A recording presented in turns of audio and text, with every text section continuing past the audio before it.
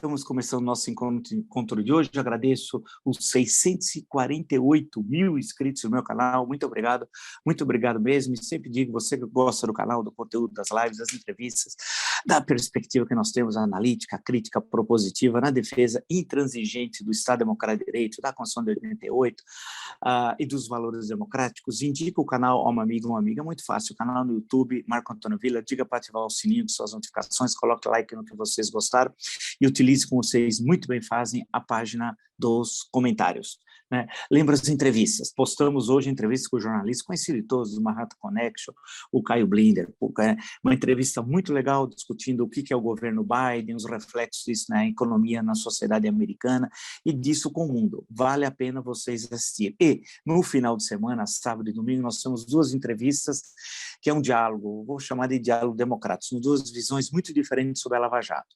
No sábado tem um advogado conhecido de todos, o Cacai, né, que é o Antônio Carlos de Almeida Castro, crítico da Lava Jato, vocês o conhecem, já foi entrevistado uma vez aqui no meu canal, e no domingo, que agora é advogado, ele se aposentou do Ministério Público, o Carlos Fernando dos Santos Lima, né? Carlos Fernando também era um procurador bastante conhecido da Lava Jato, trabalhou não só na Operação Lava Jato, como no caso do Banestado, etc., etc., etc., e que tem, evidentemente, uma visão contrária de Cacá e de defesa da Lava Jato, e apresenta, são duas entrevistas muito interessantes. Então, vocês vão ter duas interpretações do mesmo fato histórico, a Lava Jato, que é um fato histórico importantíssimo da história recente do país. O Cacá, que tem a sua leitura crítica, e o Carlos Fernando, que busca ver o outro lado, o lado positivo da Lava Jato, e faz críticas aos críticos da Lava Jato. Né?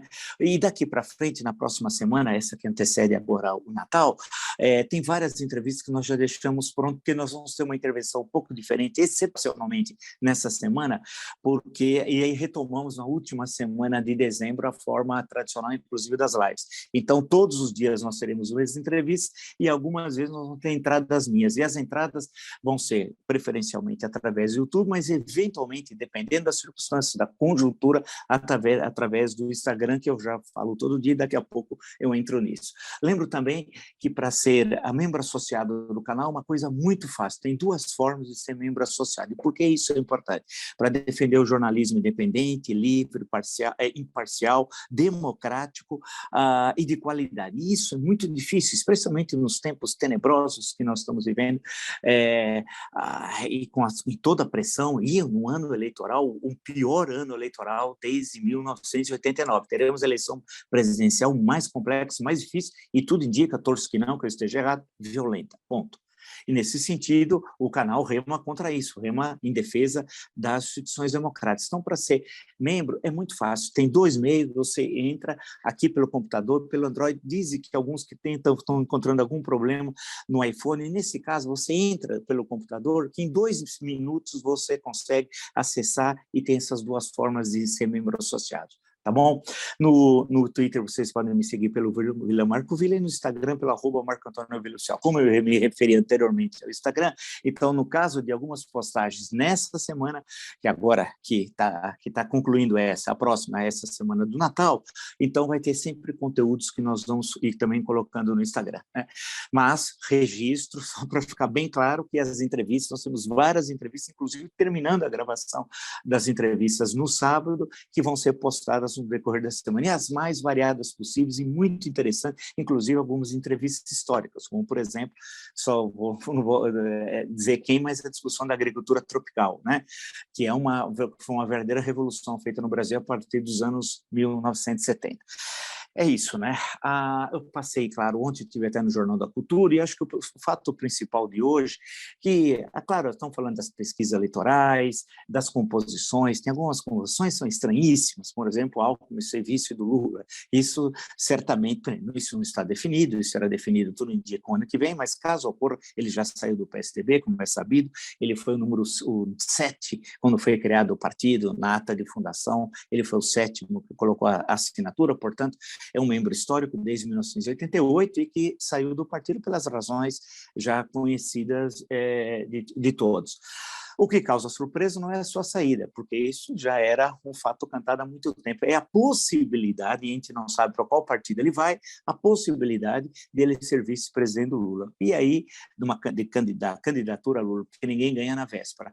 A questão que se coloca é que o Lula pode ganhar nessa história, apesar que tem agora informações do Datafolha dizendo que os ganhos não seriam tão significativos do Lula, mas tem alguém que perde, que é o Alckmin. E dificilmente o eleitorado tradicional do Alckmin, que é bom lembrar, foi quem mais governou São Paulo na história da República, votaria no Lula, porque historicamente em São Paulo, e isso é o fato mais importante, sempre você teve a contradição PSDB-PT, né? Tanto no estado de São Paulo, né, como na cidade de São Paulo. Sendo assim, especialmente a partir de 2000, né? Vocês vão só recordar, em 2000 ganhou a Marta, em 2004 ganhou o Serra, em 2008 Kassab, que era vice do Serra, em 2012 ganhou o Haddad, em 2016 o Dória, em 2020 o Covas. Quase sempre a oposição sendo o PSDB-PT, excetuando a última eleição, mas o Boulos era uma espécie de PT2, né? Ou como se falava antigamente durante a ditadura militar, quando se criar o Arena MDB, você tinha a sublegenda, né? É mais ou menos assim, o PSOL em São Paulo e o Boulos, a figura do Boulos em particular, sempre foi muito vinculada ao Lula em especial, não tanto ao PT, mas a figura do Lula. Então, essa composição, ninguém sabe direito o que causa estranheza do Alckmin ser vice.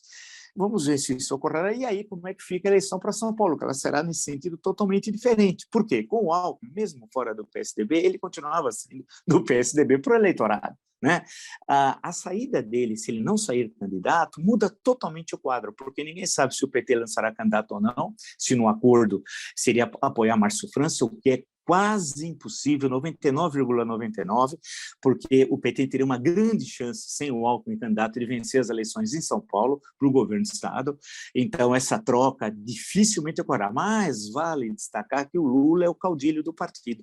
O que ele manda, o partido segue. Vide 1998, Rio de Janeiro, quando o Leonel Brizola, candidato a vice do Lula, quando o Lula perde no primeiro turno, registre-se, para Fernando Henrique Cardoso na candidatura da reeleição, o Lula obrigou o PT a apoiar o Garotinho, e apoiar o Garotinho não é fácil. E a Benedita da Silva, do PT, foi vice do Garotinho. Inclusive, tirou aquela célebre foto de joelhos beijando a mão do Garotinho, que no Brasil, num país foi o último que aboliu a escravidão no mundo ocidental, isso tem um significado pavoroso, mas não para o PT, não para a Benedita, que não tem uma bela história política, infelizmente. Vamos lembrar desde a época de ser vereador, os problemas com o filho, aquele diploma de supletivo, etc, etc, mas esse não é o nosso assunto de hoje. É que aqui no canal da Memória a gente lembra e todo mundo esquece, né? Mas, então, nesse cenário, é um cenário muito complexo político, a questão da situação fica embaralhada no principal estado da federação, principal em termos econômicos, de população e número de eleitores. E isso, evidentemente, interfere na questão mais geral. Por outro lado, o PDT, como nós já tínhamos falado algumas vezes aqui, está fritando o Ciro, né? As seções estaduais querem se aproximar do PT, até não só na questão de apoiar o Lula, mas mais do que isso, na composição de federação, devido agora ao que vai vigorar nas eleições do próximo ano. Você tem a cláusula de barreira e uma posição muito forte no PDT para que forme uma federação com o PT. Então, seria o PT, PS, PCdoB, provavelmente, dependendo de São Paulo, principalmente PSB, teria o PV, teria a Rede e provavelmente teria o PDT. Mas pode ser que o PT opte por ficar sozinho e se compor com outro partido nessa federação.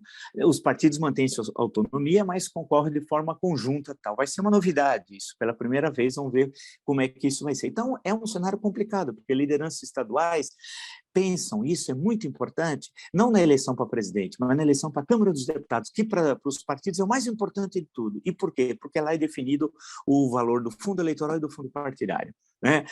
Depende da sua bancada. Então, interessa a certos partidos não ter candidato a presidente. Por quê? Porque o partido vai gastar a fortuna que aprovaram hoje, União Brasil, é quase 1 bilhão eles vão ter na Câmara. Vocês imaginam que é 1 bilhão nas mãos do Bivar, que também tem uma bela história super republicana?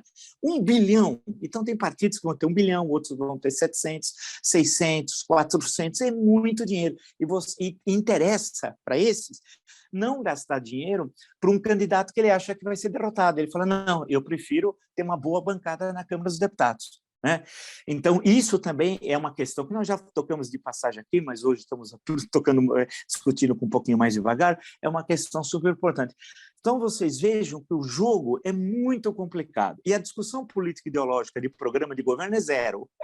Note que todas essas composições têm a ver com os interesses político-partidários. Eu estou exagerando, porque não há partido, são ajuntamentos de pessoas que têm projetos pessoais, com raríssimas exceções, e que fazem essas composições estaduais que privilegiam grupos. Alguns se eternizam há décadas. Se você puxar o fio, você termina, sem exagero, no Império, no Segundo Reinado, especialmente né, nos estados onde o coronelismo ainda está presente, e nós temos uma preservação do coronelismo na história política brasileira, sem exagero, você chega no Segundo Reinado. Então, isso cria um clima de indefinição quando você olha o processo nacional. Então, essa eu acho que a questão que, em termos analíticos, eu estou fazendo essa longa introdução aqui, para que vocês entendam como que existe uma questão bastante complexa e essas alianças é que vão determinar, no final de março e início de abril, a composição, então, das chapas, mudanças. Nós tem a janela partidária, que fica um troca-troca infernal, né? E aí que nós vamos ter um cenário um pouco mais claro das candidaturas. Mas, como vocês estão vendo, não numa discussão, e mais uma vez vai ser uma eleição presidencial sem ideias. No pior, provavelmente no momento mais difícil da história do Brasil republicano nesse século.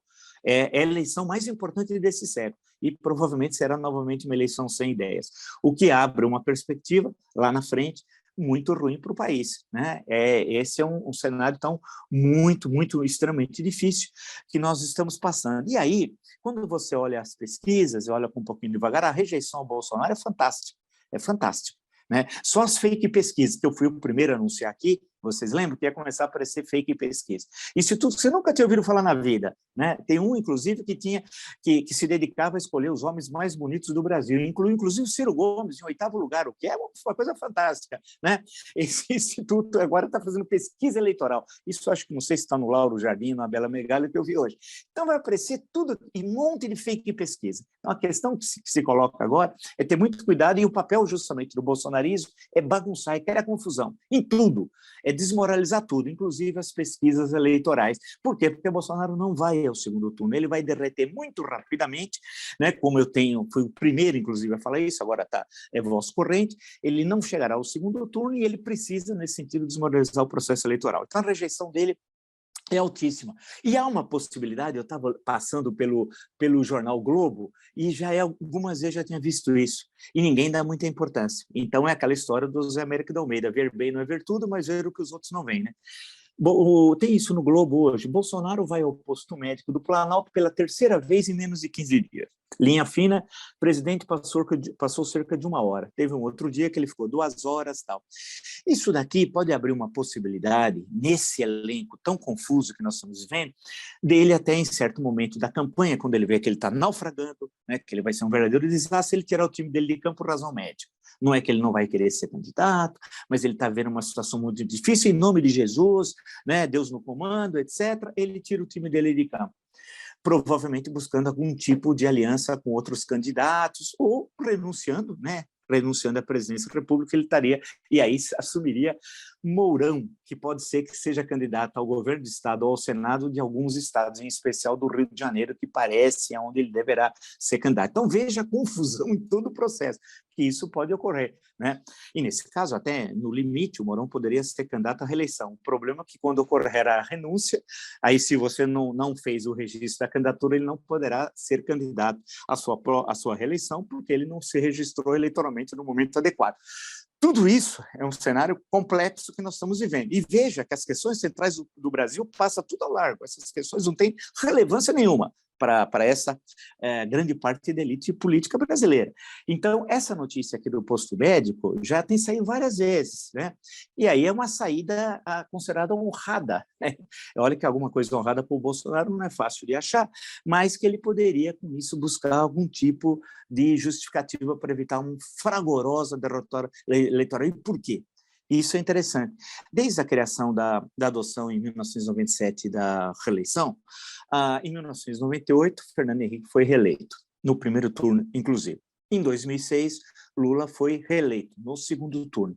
E Dilma, em 2014, foi reeleita no segundo turno também.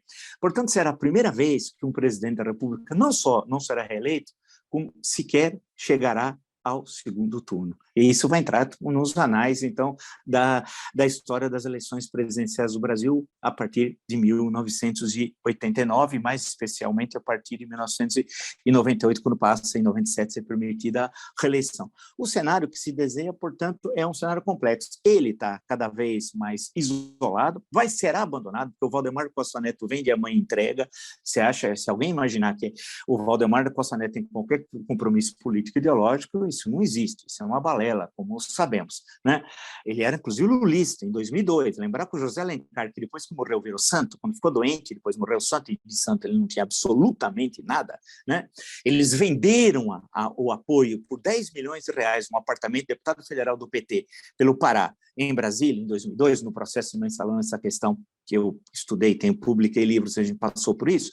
Então, a questão toda é que o Valdemar vai abandonar. E os outros, nos estados, quando vê que está ruim da candidatura. A questão que se coloca é se a terceira via vira segunda. Esse é o desafio, né? E quem na terceira via vai se transformar em segunda via? Nós estamos muito longe disso ocorrer, né? Nós estamos lá na frente. Por outro lado, com as pesquisas atuais, sérias, o Lula ganharia no primeiro turno, o que seria também uma enorme novidade, um candidato de oposição vencer um presidente candidato à reeleição no primeiro turno. Lembraria um pouco, grosso modo, a eleição para a prefeitura em 2016 em São Paulo, quando o João Dória venceu no primeiro turno o candidato à reeleição, que estranhamente era o candidato do PT, que teve 19% dos votos, que é o Haddad. Em tudo isso, nós sabemos que o Bolsonaro ele é alguém que fora do campo democrático, ele tem uma forte perspectiva nazifascista, ainda bem que ele é um mandrião, então ele não estuda, não lê, diz que não lê um livro há 3 anos, na verdade ele nunca leu um livro na vida, ele deve ter colado para estar na mão, etc., né? Porque ele não tem a mínima condição, ou mostra como o ensino era frágil na época quando ele entrou, né? Porque a mediocridade e os problemas cognitivos que ele tem é de conhecimento de todos. Tem aí um fato interessante que eu acho que para a gente analisar aí nesse todo desse processo. O negacionismo, ele foi escondendo, quando ele deu aquele recuo que o Temer auxiliou e fez mais um péssimo serviço do Temer à nação, o suposto estadista, que é só estadista em jantar em São Paulo, né? Em qualquer análise séria da história, o Temer não é estadista aqui, nem no Daomé. Então, a questão que se coloca é nessa conjuntura que ele vai continuar a remar contra as instituições, algo que nós sempre falamos e acertamos, né? Veja o voto quando ele voltou a atacar o Supremo Tribunal Federal. A questão agora é do negacionismo, né? Ele voltou com o negacionismo e o que ele fez ontem, eu fui primeiro. Por que eu digo que eu fui o primeiro? Porque isso foi noticiado no Jornal da Cultura, eu lá estava. Quando eu vi, eu a princípio nunca acredito que as barbaridades são tão grandes do Bolsonaro que a gente fala assim, não é possível que um sujeito tenha dito isso. Mas aí apareceu justamente ele falando, ele ameaçando os diretores da Anvisa. A gente sabe que a Anvisa é uma agência, portanto não há qualquer interferência de qualquer presidente da República, ela foi criada na gestão Fernando Henrique Cardoso e teve como presidente alguém que já foi diversas vezes entrevistado no nosso canal, que é o doutor Gonzalo Vecina, que é uma brilhante autoridade nessa área. E ele disse, Bolsonaro, na live, que ele estava exigindo do contra-almirante Barra Torres, presidente da Anvisa, que por sinal está fazendo uma excelente gestão, e deu um depoimento brilhante na CPI da pandemia, não vamos poder nos esquecer, ele queria saber os nomes de quem autorizou a vacinação em crianças. Ao falar isso, que ele queria divulgar, tem várias questões aí que são colocadas. Uma é que, primeiro, o presidente da República não tem qualquer tipo de interferência numa agência. Então, ele não sabe nem o que é uma agência, o que é presidente da República, o que mostra, que eu sempre digo, quem ele é tal, né? Segundo, ele estava sinalizando aos seus apoiadores nazistas, nazifascistas, das redes sociais, esse pessoal perigoso, violento, né? Que era o seguinte, olha, eu vou falar para vocês, quem foi vocês, ajam sobre ele. Ele age como o Trump. O Trump não invadiu o Capitólio, mas fez tudo para invadir o Capitólio. O Bolsonaro é tão covarde e tão cruel como o Trump. Age da mesma forma. Ele quer melar o processo eleitoral. Ele quer criar uma situação de confronto com a Anvisa, porque a Anvisa tem agido muito bem, inclusive agora recentemente, sobre a questão do chamado passaporte da vacina. Então, o que deve provavelmente ocorreu ao ele falar isso, né, evidentemente teve a resposta, uma resposta muito dura, tanto dos funcionários da Anvisa, vale a pena ler, eu faço questão de ler um trecho.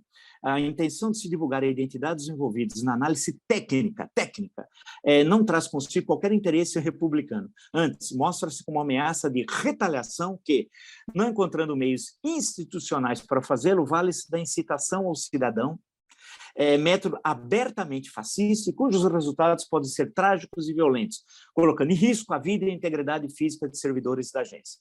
Uma atitude que demonstra desprezo pelos servidores da agência, uma atitude que demonstra desprezo pelos servidores da agência, os princípios funcionais da administração pública, pelas decisões técnicas da agência e pela vida dos seus servidores. Perfeito, perfeito, é assim embaixo.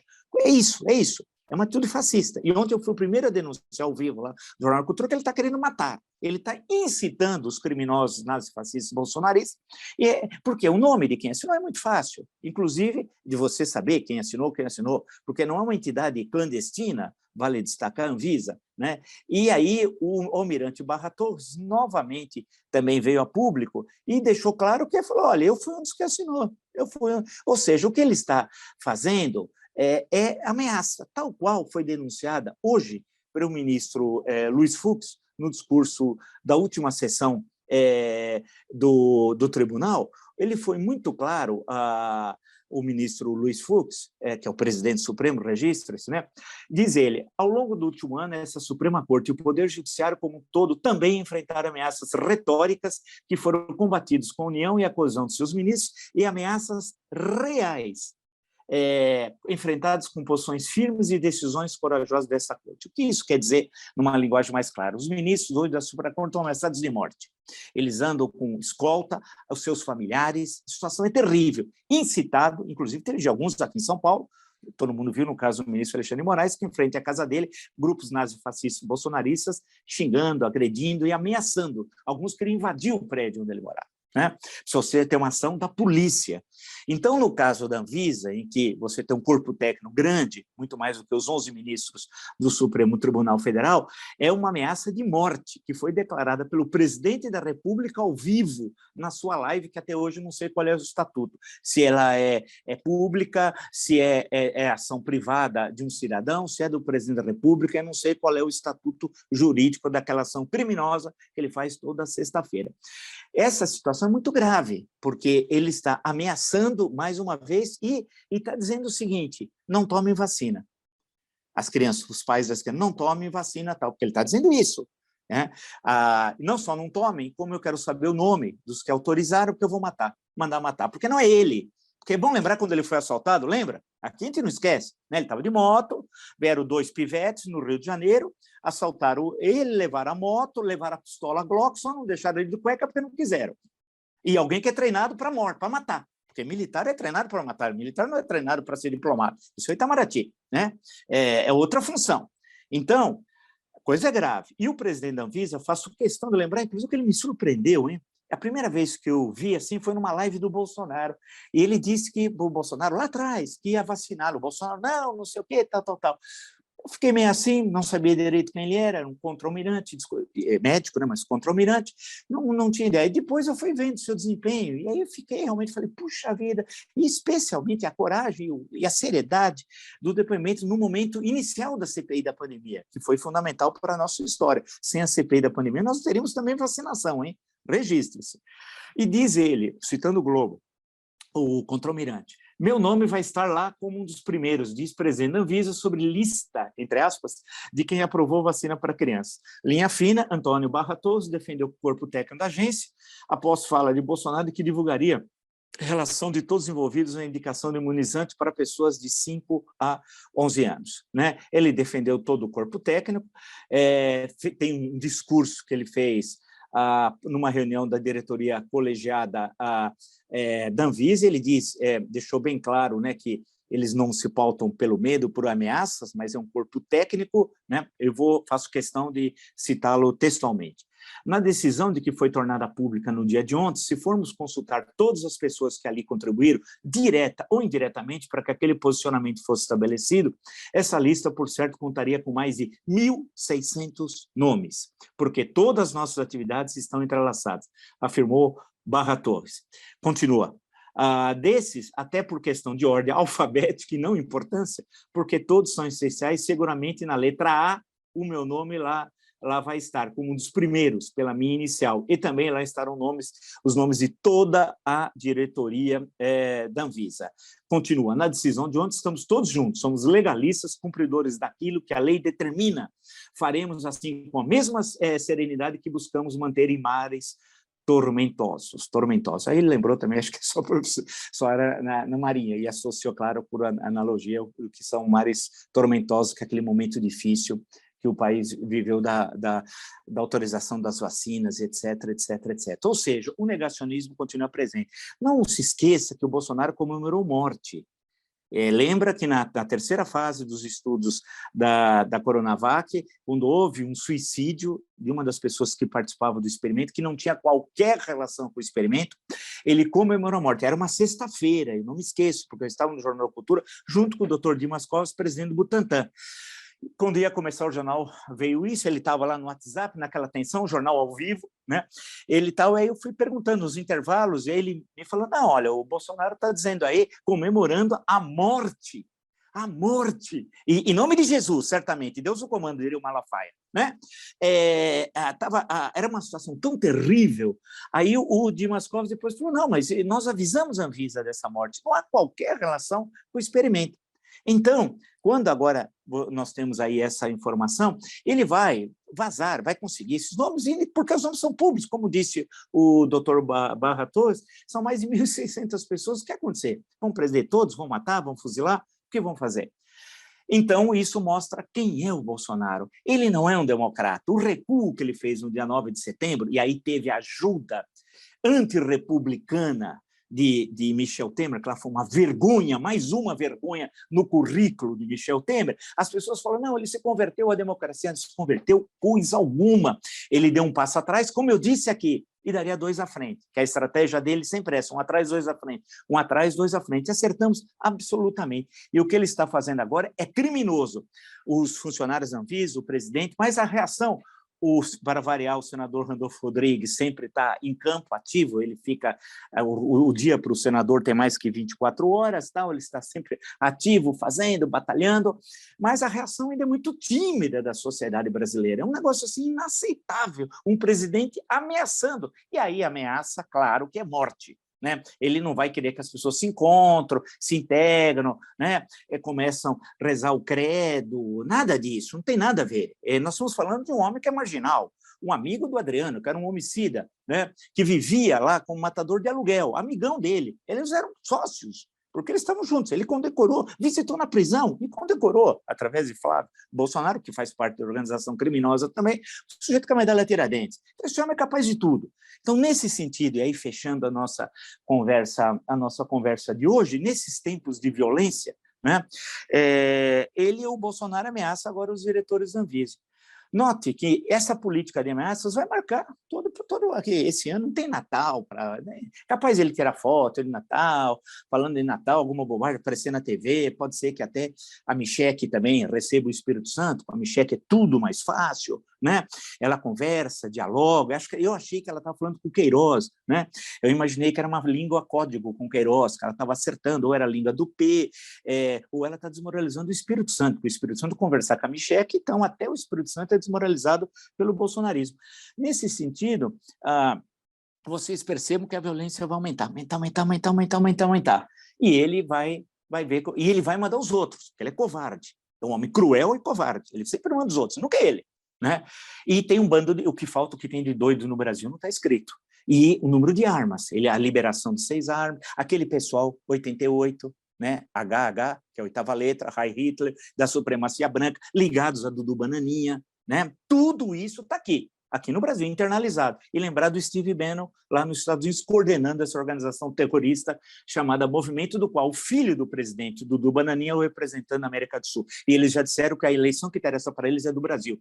No ano que vem não interessa nada para eles. Eles falam, é o Brasil. E aí eles vão gastar milhões, milhões, milhões com dinheiro de empresários nazifascistas da Europa, dos Estados Unidos, com um esquema criminoso espalhado por todos os continentes e tentando ter uma intervenção e querer destruir a nossa democracia. E o instrumento é um traidor da pátria, ele tem nome, Jair Asmodeu Bolsonaro. É isso, ponto. Não tem conversa. Então, a questão aqui da Anvisa, eu fiquei preocupadíssimo, porque tem essa questão que atinge as crianças, e são milhões de crianças, são milhões de famílias, né, que estão colocadas em risco por um presidente que quis nos matar. Porque ele, ao não comprar vacina, ele queria te matar. Ele queria me matar, queria nos matar. Ele é isso, porque a história da imunidade do rebanho é um absurdo. 70%, nós temos 150 milhões de contaminados. 150 milhões. Se 2% morrem, seriam 3 milhões de mortos só isso. Não precisava comprar vacina e matava 3 milhões, mas fantástico, né? Essa era ali. E tinha os doutores Mengueles que apoiavam isso. Aqui, que a história não pode esquecer. E já vi notícias, eu esqueci de falar, que o Ministério Público Federal já está começando a entrar em ação a familiares, tal, solicitando indenizações. Algo que eu sempre falei, tem de entrar, se você tem um familiar, entre na justiça, exige indenização. E depois o Estado vai em busca de quem causou. E quem causou, principal, no topo da pirâmide, é o Bolsonaro. E ele vai ter de pagar. E vai terminar onde todo mundo espera que termine, quem comete crimes, e na cadeia. E a cadeia é em Bangu 8. A questão toda é essa. Vamos ficar, então, por aqui hoje, só relembrando algumas coisas que são fundamentais. Nós temos uma série de entrevistas que fizemos, estamos concluindo, vamos postar essa semana que antecede agora Natal, nós vamos ter uma intervenção um pouco diferente, mas o canal continua sempre em funcionamento. Aqui não tem mandreão, meandronismo, quem está sempre descansando é o Bolsonaro, né? Então já tem um material grande, muito rico. Algumas intervenções poderão ser feitas via Instagram, como eu falei no início, que depende do que acontecer, porque a história é surpreendente, né? Mas como eu falei no início da nossa conversa de hoje, né? Lembro também, se você gosta do canal, está entre os 648 mil inscritos, indique a um amigo ou amiga, é muito fácil, canal do YouTube, Marco Antônio Villa, dica para ativar o sininho, suas notificações, coloque like no que vocês gostarem e utilize, como vocês muito bem fazem, a parte dos comentários. Ser membro apoiador é muito, muito, muito, muito, muito, muito importante. E por quê? É a defender o jornalismo independente, democrático, plural e de qualidade, né? Tem duas formas, é muito simples, você clica lá tranquilamente e você vai receber. E aí, semanalmente, vai ter um material muito grande, que nós estamos divulgando, inclusive, nas nossas redes, né, com mais detalhes sobre isso, o material que a gente vai postando semanalmente. Importante, super importante ser membro apoiador, porque com isso você fortalece o canal. Lembro também as entrevistas, postamos a de Caio Blinder, no final de semana vai ser bem legal, sábado. O Dr. Cacai, que é como ele é mais conhecido, não adianta falar Dr. Antônio Carlos de Almeida Castro, que ninguém vai saber quem é, né? Que tem várias críticas à Lava Jato, e no domingo o Dr. Carlos Fernando dos Santos, Lima, né, que foi procurador, saiu aposentado do Ministério Público, e que também tem que tem a visão, evidentemente, oposta do Dr. Cacai. Então, o nosso sentido é isso, democracia é isso. Então, vamos ver como é que os dois, e você se posiciona, você que acompanha o nosso canal. E temos uma série de outras entrevistas que vamos postar, como eu disse, no decorrer da semana, né? Lembro também que no Twitter você pode me seguir pelo Vila Marco Villa, Instagram, @Marco Antônio Villa Oficial. E tem um outro fato importantíssimo que nós conseguimos quase agora, que também tem no meu canal. Entrem no meu canal lá do YouTube e veja, tem todas as informações sobre a questão do livro. Que livro?